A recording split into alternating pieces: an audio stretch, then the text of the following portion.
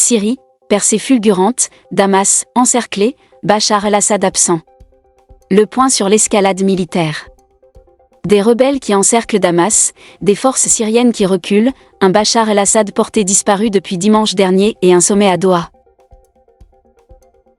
En Syrie, ce samedi, les rebelles ont déclaré qu'ils avaient commencé à encercler Damas, après s'être emparés de villes proches lors de l'offensive la plus spectaculaire en 13 ans de guerre. Dans la foulée, les forces gouvernementales se seraient, elles, retirées de localités à une dizaine de kilomètres de la capitale. Dans le même temps, une réunion consacrée à la Syrie a débuté au Qatar en présence des ministres des Affaires étrangères de l'Iran, de la Russie et de la Turquie. 20 minutes fait le point sur ce regain de tension, alors que, plus que jamais affaibli, le président syrien Bachar el-Assad, que les insurgés disent vouloir renverser, n'a pas fait d'apparition en public depuis dimanche dernier. Que contrôlent les rebelles ? En 10 jours cette fois, des rebelles se sont emparés de dizaines de localités et 2 des principales villes syriennes lors d'une offensive fulgurante. Ainsi, menée par les islamistes de Hayat Tahrir al-Sham, HTS, issus de l'ancienne branche syrienne d'Al-Qaïda, ces rebelles du nord de la Syrie ont déclaré ce samedi qu'ils avaient commencé à encercler Damas, après s'être emparés de villes proches. Nos forces ont entamé la phase finale de l'encerclement de la capitale, a déclaré un important commandant de la coalition rebelle, Hassan Abdel-Ghani. Ces rebelles étaient partis de l'enclave d'Idleb dans le nord-ouest du pays, qui était alors le principal bastion de l'opposition armée. Après Alep, ils ont ensuite progressé vers Hama, centre, 4e ville syrienne dont ils ont pris le contrôle jeudi. La coalition rebelle est arrivée aux portes de Homs, à 150 km de la capitale Damas.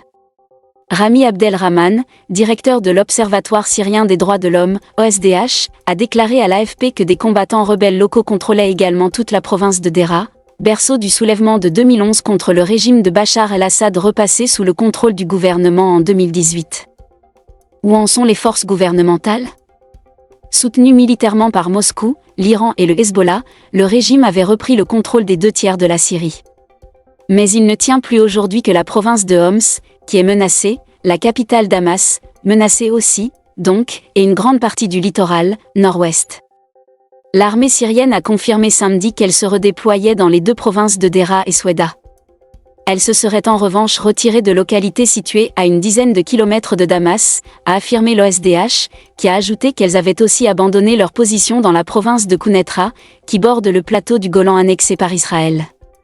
Mais, dans l'après-midi, le ministère syrien de la Défense a nié le fait que l'armée s'était retirée des zones proches de Damas, assurant qu'elle ne reculait pas. Que contrôlent les Kurdes et les djihadistes ? Soutenues par Washington, les forces démocratiques syriennes, FDS, dominées par les Kurdes, dominent le nord-est de la Syrie et contrôlaient une partie de la province de Deir ez-Zor, et notamment la rive de l'Euphrate. Vendredi, elles ont annoncé s'être déployées sur la rive ouest du fleuve, les forces gouvernementales et les groupes pro-iraniens qui leur sont alliés étant soudainement partis. Quant aux djihadistes, ils se sont repliés dans le vaste désert syrien et continuent de mener des attaques sanglantes contre des civils, les forces du régime et les forces kurdes.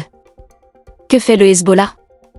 Le Hezbollah libanais a envoyé 2000 combattants en renfort dans un de ses bastions en Syrie, proche de la frontière avec le Liban, vers la région de Qousseir et la chaîne de montagnes séparant la Syrie du Liban, pour défendre ses positions, en cas d'attaque par les rebelles, a indiqué samedi à l'AFP une source proche du mouvement pro-iranien.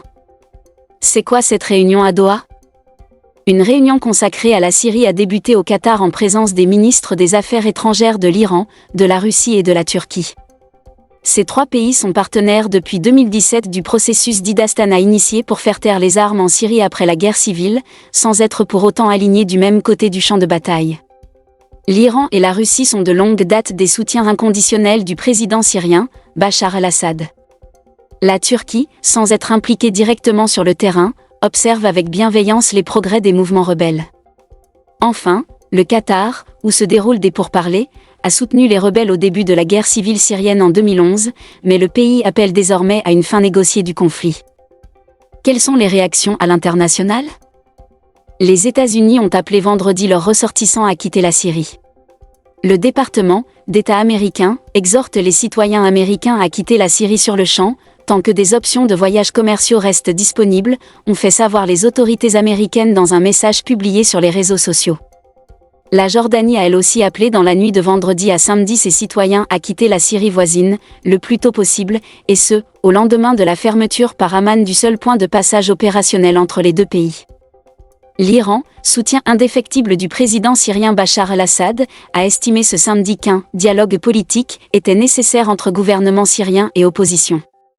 Quant au président turc, Recep Tayyip Erdogan, qui a appelé cette semaine Assad à se réconcilier avec son peuple, a souhaité que l'avancée des rebelles se poursuive sans incident, sans omettre de citer ouvertement leur objectif, Damas, siège du pouvoir syrien.